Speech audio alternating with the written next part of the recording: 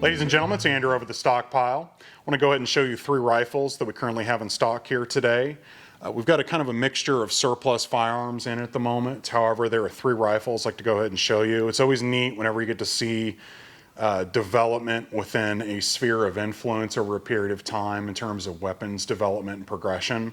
So starting off with that, I've got a Soviet-made M9130. So this is just your basic Mosin Nagant, probably one of the most common surplus bolt-action rifles here in the United States. Chambered in 7.62x54R, made in 1942, so World War II era gun. Does come with a bayonet. This was the standard issue infantry rifle of the Soviet Armed Forces during World War II. However, there were other firearms that were developed and issued and adopted during that time. They were constantly trying to replace this gun with something else during World War II. However, it wasn't until after World War II that you started seeing full-scale adoption of other guns. One of the most notable would be the AK-47 or AKM or some type of Kalashnikov derivative. However, there was a gun that was developed in parallel with those that they wanted to use kind of as a stopgap or in case the AK did not pan out for them. That's the next rifle.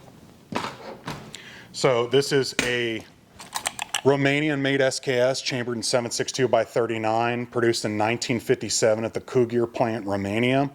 So this is almost a one-for-one exact clone of a Soviet or Russian-made SKS. Uses a 10-round internal box magazine fed from stripper clips. This is more conventional to the Soviets' liking.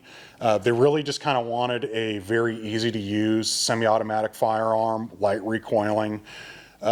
However, the AK kind of proved its merit over time, that having added capacity, select fire, saw influence of the Sturmgewehr on the Eastern Front during World War II that the Nazis were using, and ended up going with that instead. However, the Chinese adopted this gun and mass-produced it. Tens of millions of these guns were produced, along with some other countries like former Yugoslavia and again Romania.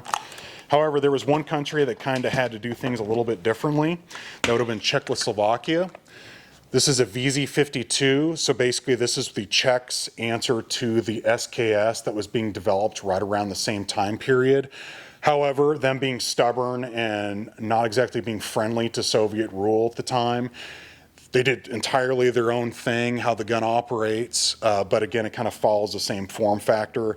Chambered in 7.62x45, which arguably is a better caliber for the style of gun, but was forced to be adopted, or rather, the gun was redesigned to be in 7.62x39 later. That gun is a VZ52-57.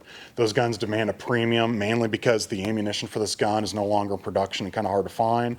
However, I did check on Gunbroker, and I've been seeing a lot of surplus 7.62x45 floating right around the 50 to 80 cents mark. So actually not too bad for a gun like this. So anyway, got these 3 rifles in stock along with some others. If you have any questions about any firearms or accessories, whatnot, that we currently have in inventory at the stockpile, feel free to hit us up on Facebook or give us a phone call. Other than that, you guys have a nice day.